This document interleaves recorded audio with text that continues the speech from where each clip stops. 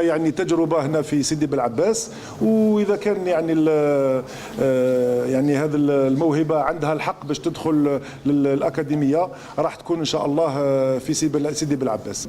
بدات عندها اكثر من سنه بعلاقه مع الاتحاد الدولي لكره القدم، ولازم تعرفوا بان هذا كما قال لك القانون الاساسي لابد منه باش يسمي en conformité avec les statuts de la FIFA et même doit se mettre en conformité avec les lois de la République.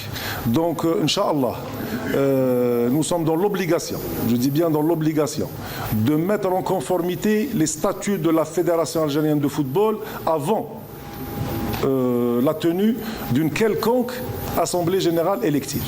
Donc, on met en conformité les statuts. اما يعني احنا العلاقه ان شاء الله اللي راهي بيننا بين وزاره الشبيبه والرياضه يعني سي اون ريلاسيون دو بارتناريا. نتمناو ان شاء الله باش هذا الامر هذا نتجاوزوه، لان il y a une nécessité à mettre les statuts de la fédération algérienne en conformité avec les statuts de la FIFA باش نقدروا نمشيو à une assemblée générale élective. Aujourd'hui, s'il y a des candidats, normalement, imaginez-vous le sélectionneur national. Donc, en fait, le sélectionneur national, c'est un entraîneur ou un mudarrib. Normalement, il n'a pas à parler de tout ça. Mais bon, c'est ainsi fait chez nous. On mixe un petit peu tout. Mais je vais répondre à ça une bonne fois pour toutes. Si un président un candidat présidence de la fédération un futur candidat, il s'occupe déjà de poser son programme, ce qu'il a envie de faire. Il a iqanna al-nas. C'est entre lui et les gens qui sont censés voter pour lui. Mais je ne pense pas que l'entraîneur là-dedans rentre en ligne de compte. Aujourd'hui, la seule chose que je peux dire, moi, pour que les choses soient bien claires, c'est que nous travaillons, parce que je ne suis pas tout seul, nous travaillons, que ce soit les joueurs avant tout, c'est toujours les joueurs qu'on met en avant, mon staff technique, mon staff médical, l'administration qui est autour de nous, parce que sans une administration on ne peut rien faire aussi, tout ça, on travaille d'une même, en tout cas on pousse dans la même direction, et très facile pour moi de dire quand je suis mécontent, j'ai pas de souci à le dire, mais quand les choses vont bien, il faut le dire aussi. Donc si aujourd'hui il y a des résultats positifs de cette équipe nationale, c'est le travail d'un ensemble, c'est pas le travail ni d'un entraîneur, ni que des joueurs, voilà que ça marche, donc, ni que des joueurs ou ni que l'entraîneur, c'est tout un ensemble. Et moi, ce que j'ai envie de dire par là, c'est que le plus important, c'est de parler, si certains ont envie de se présenter à la fédération lors des prochaines élections, qui parlent d'abord d'un programme général, qui ne mettent pas l'entraîneur. Je ne veux pas, moi, être une pièce sur laquelle une carte, on va dire une carte à jouer, sur laquelle on masquerait justement un programme. Donc c'est ça que j'ai envie de dire aujourd'hui. Normalement on était censé, Aboud a fait l'introduction, on était censé parler de ce centre de Sidi Belabès, donc je fais le lien. Voilà ce qui est pour moi entre autres un programme. Aujourd'hui des centres fédéraux comme ça où on a la possibilité de faire venir des jeunes de partout, des jeunes joueurs de qualité et de leur donner une formation digne de ce nom. Ça pour moi, ça me parle, ça c'est ça qui m'intéresse. Moi en tant qu'éducateur, qu'entraîneur de football avant tout, c'est ça qui m'intéresse, avoir la possibilité que ces jeunes puissent être formés. On a tellement critiqué le fait qu'il y a un problème de formation dans le pays, la qualité est là, la qualité de joueurs individuels est là, la qualité intrinsèque elle est là, mais le problème c'était la formation. Donc aujourd'hui, si on a des centres fédéraux ou même des centres de formation dans les clubs ceci n'empêche pas, le fait d'avoir des centres fédéraux n'empêche pas d'avoir des centres de formation dans les clubs. Au contraire, c'est des choses qui doivent se compléter. On n'a pas besoin de dire ou que des centres fédéraux ou que des centres de formation dans les clubs. C'est tout un ensemble. On peut prendre des exemples. La France est un très bon exemple. Je dis la France pas parce que j'y suis né. Je dis la France parce que c'est aujourd'hui une référence en termes de formation dans le monde. Il n'y a qu'à voir le nombre de joueurs qui sont recrutés, de joueurs français qui s'exportent. Donc c'est un modèle qui est un bon modèle. C'est pas l'unique modèle, mais c'est un bon modèle. Donc il y a des centres fédéraux en France. Il y a des centres de formation et les uns marchent avec les autres. Et ça donne souvent un bon résultat. Donc moi j'ai envie de parler de ça. C'est ça pour moi un programme. Voilà, parler des jeunes. On a tellement critiqué le fait qu'on n'a pas la possibilité de donner à tous ces jeunes joueurs de qualité d'avoir une vraie formation. Aujourd'hui on a un centre qui est celui-là. On a eu celui de Khamis Meliana. On en a d'autres qui vont arriver. Bon, ça c'est les choses sur lesquelles je parle en tant qu'éducateur. Voilà, et ça m'intéresse. Issu moi-même d'un centre de formation, ça c'est des choses qui m'intéressent. أنا نقول بأن السيد هذا اللي قال هذا الشيء راح يرتكب جريمة. C'est carrément un crime contre la politique de formation parce que déjà il faut avoir le culot de pouvoir يعني annuler كما نقولوا احنا la chose essentielle qui est en fin de compte pour laquelle nous sommes élus, qui est en fin de compte le développement. Et le développement, c'est effectivement ce genre de projet qu'on voudrait voir se multiplier في الجزائر parce que nous avons accumulé un grand retard en matière de formation. Donc je dirais que عيب يعني qu'on puisse déjà penser d'annuler le rêve والحلم تاع des centaines d'enfants. Bien au contraire, je dirais que on voudrait que le rêve نتاع الأولاد هذو se multiplie et des centres comme ça se multiplient à travers le territoire. Donc je pense que c'est un monsieur qui ne sait pas de quoi il parle et je pense qu'il a pas grand chose à faire في le milieu du football. Il devrait aller s'occuper d'autres choses. Maintenant, en ce qui concerne la seule chose que je peux dire concernant l'invalidation de ma candidature pour le Conseil de la FIFA, c'est qu'aujourd'hui, c'est un fait. On a pris acte de cette décision. Nous sommes dans une période où nous avons introduit un recours au niveau du TAS. Donc il y a un droit de réserve, donc je n'ai pas envie de commenter le recours, le point, étant donné que nous sommes en plein recours au niveau du TAS. Mais je dirais tout simplement que pour ceux qui voudraient venir participer à la construction du football algérien, devraient venir avec des idées de construction. Parce que vouloir, c'est-à-dire profiter de certaines situations qui sont normales lorsqu'on est dans l'action, lorsqu'on est dans l'activité de la gestion de tous les jours. Il y a des problèmes, il y a des hauts et des bas. Je pense que le football algérien a besoin d'intelligence, il a besoin de gens qui viennent avec une vision et non pas des gens qui sont toujours dans la polémique.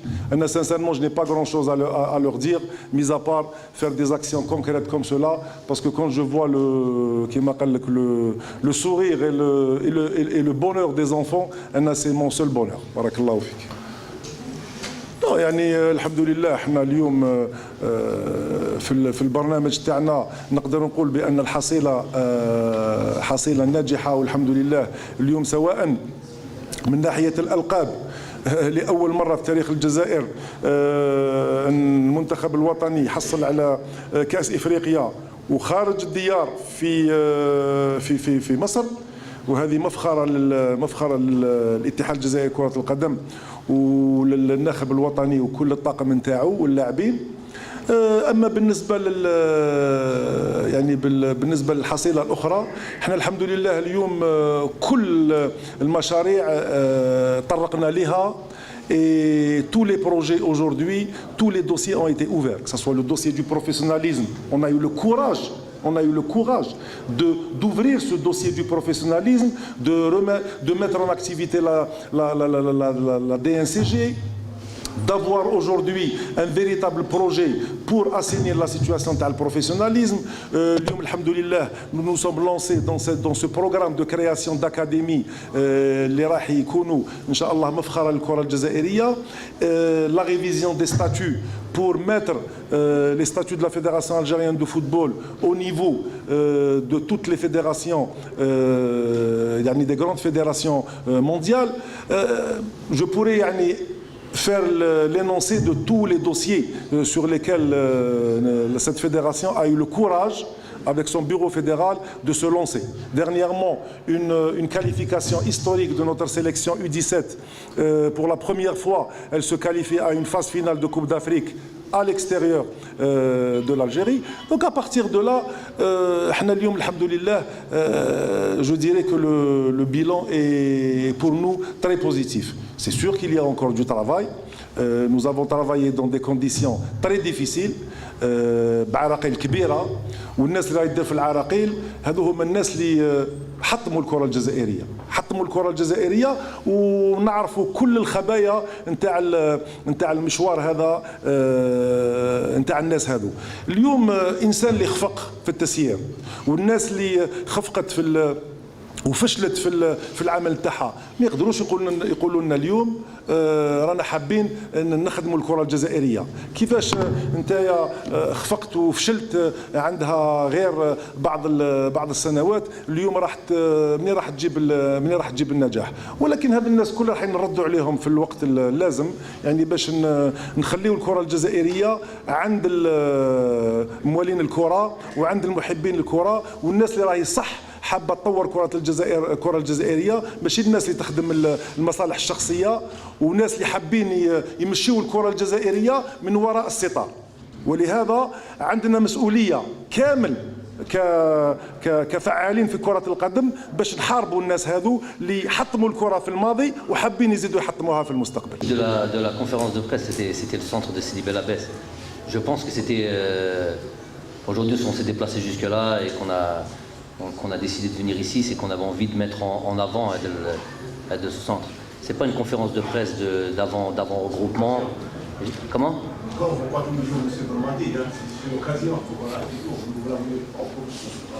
Non, je vais pas vous parler des joueurs, ça c'est sûr et certain. Je peux vous dire, que voilà, il y a un stage qui arrive dans un mois et demi. On travaille au mieux pour faire en sorte que l'équipe progresse de match en match, de regroupement en regroupement. Voilà ce que je peux dire. Le président de la fédération qui s'oppose à un club pour délivrer les licences. Il y a ce qu'on appelle des organes juridictionnels et en l'occurrence dans le cas de l'USMBA, la Chambre nationale de résolution des litiges a interdit de recrutement le club de l'USMBA étant donné les endettements et l'endettement qu'il avait.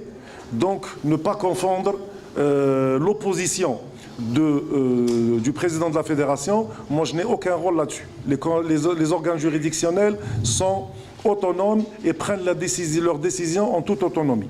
À partir du moment où l'USMBA a rempli les critères de solvabilité, à ce moment-là, il y a eu la levée de cette interdiction de recrutement et les licences ont pu être récupérées. Sauf tous les clubs algériens, je dirais, de professionnels, sont mis sur le même pied d'égalité et tous les clubs interdits de recrutement n'ont pu obtenir leur licence qu'à partir du moment où ils ont pu avoir la levée d'interdiction de la Chambre nationale de litige. Donc il faut savoir de façon générale, le temps où les décisions se prenaient au petit bonheur la chance, où c'était la bonne volonté des personnes, est terminé. Aujourd'hui, il y a des organes juridictionnels qui décident et tous les clubs doivent obéir à cette réglementation.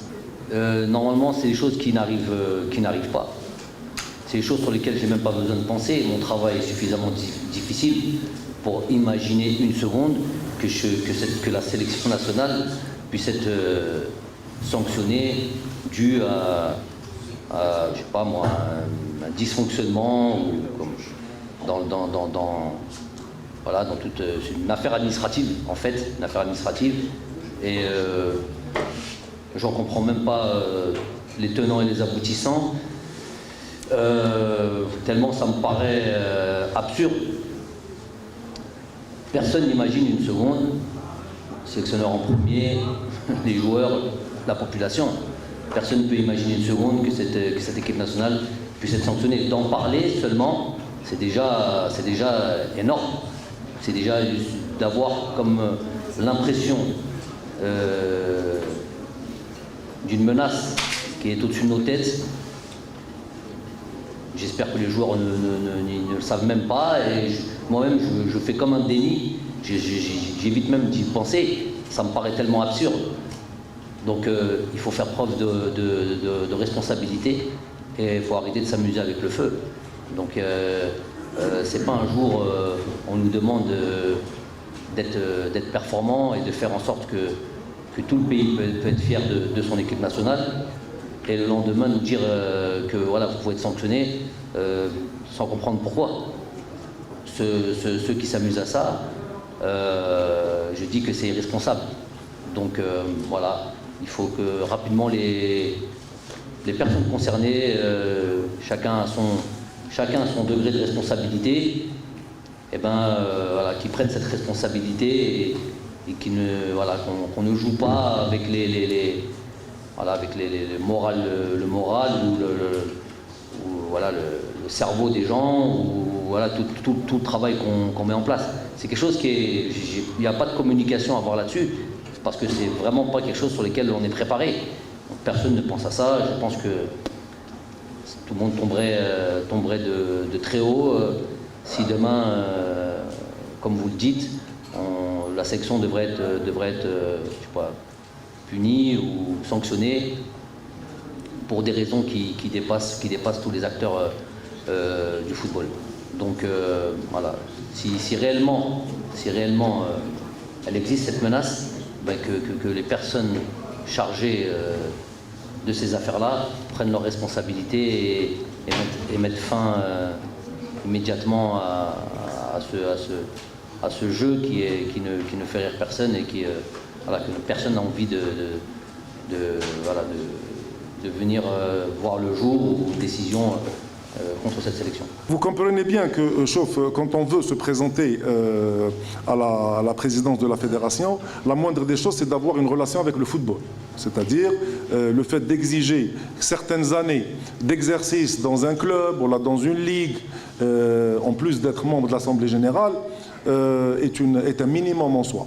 Maintenant, de façon générale, tous les amendements qui ont été apportés au statut c'est-à-dire au statut, Inch'Allah, qui l'aura amendé, sont des amendements soit par rapport à la loi algérienne, qui aujourd'hui n'est pas respectée dans les statuts actuels, et ça je pense qu'au niveau du ministère on le sait, soit ce sont des amendements qui concernent des exigences FIFA. Je vous donne un exemple très simple. Il faut savoir par exemple qu'aujourd'hui, les organes juridictionnels, dans les statuts actuels, les présidents des organes juridictionnels sont désignés par le président de la fédération. C'est-à-dire que رئيس الاتحاد عنده صلاحيات باش يعين un président de la commission de discipline ou la commission d'éthique ou la commission de recours. Il y a un conflit d'intérêts. Parce que on ne peut pas donner cette salahiyat au président de la fédération et demain parler d'indépendance de ces organes juridictionnels. Les nouveaux statuts prévoient et exigent à ce que les organes juridictionnels, ou du moins les responsables des organes juridictionnels, soient élus par l'Assemblée générale. L'indépendance. Et ça, c'est un changement fondamental. Parce qu'on ne peut pas être jugé parti. Je désigne le président de la commission de discipline et demain lui donner de l'autonomie et de l'indépendance.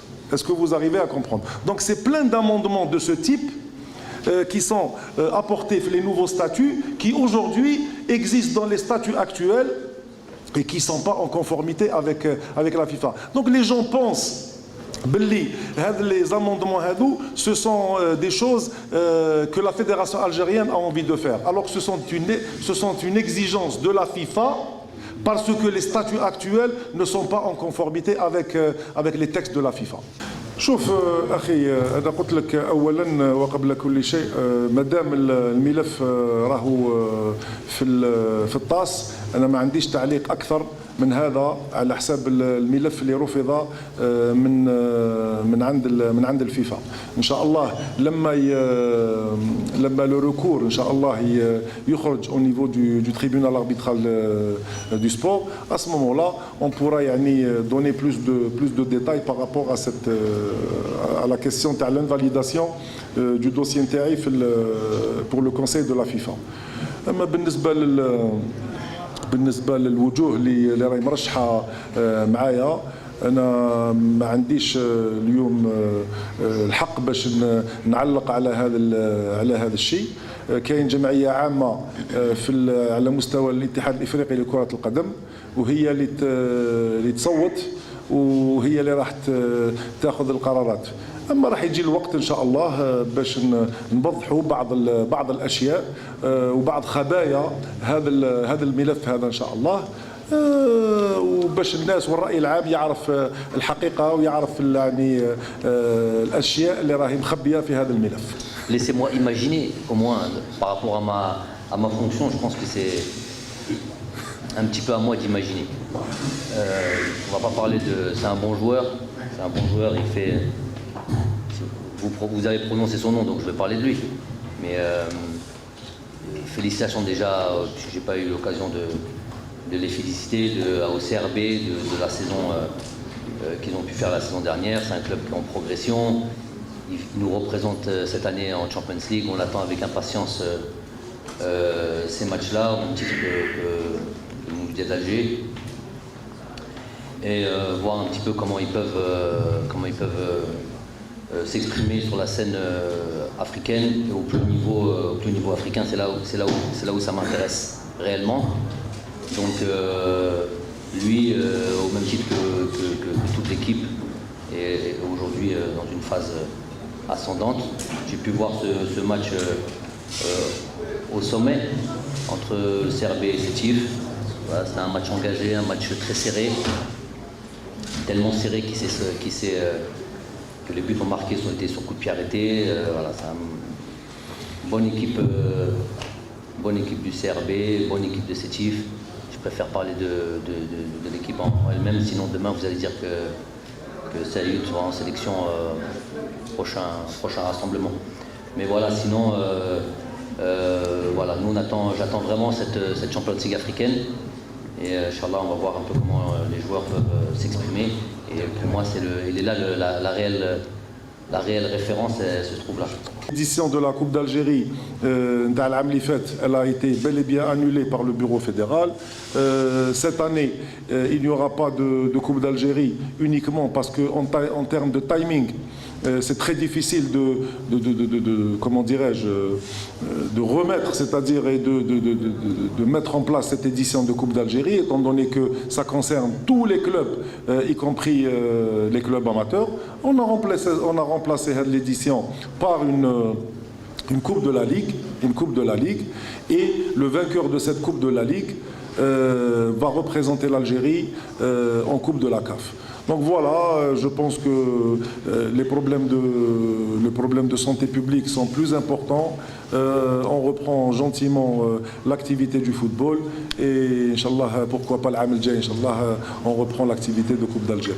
La première étape était de finaliser les statuts avec la FIFA. Donc ça a été finalisé, adopté, j'entends, entre la Fédération algérienne de football et la FIFA. Ensuite, la deuxième étape était le passage au niveau de la tutelle, c'est-à-dire le ministère de la Jeunesse et des Sports, pour étudier les statuts et voir s'il y a des choses peut-être qui seraient à discuter entre la Fédération algérienne de football et la tutelle.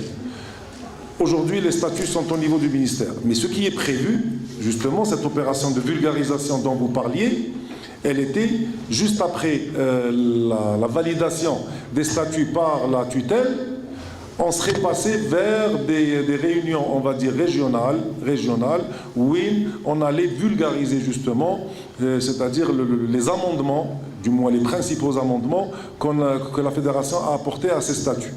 Et ensuite, appeler à une assemblée générale extraordinaire pour l'adoption de ces statuts. Donc en fin de compte, les étapes sont parfaitement connues, identifiées, la feuille de route est établie et aujourd'hui les statuts sont au niveau du ministère de la Jeunesse et des Sports. Dès qu'ils sortiront de cette étape, on procédera Inch'Allah à la vulgarisation et l'opinion publique sera parfaitement éclairée sur ces sujets.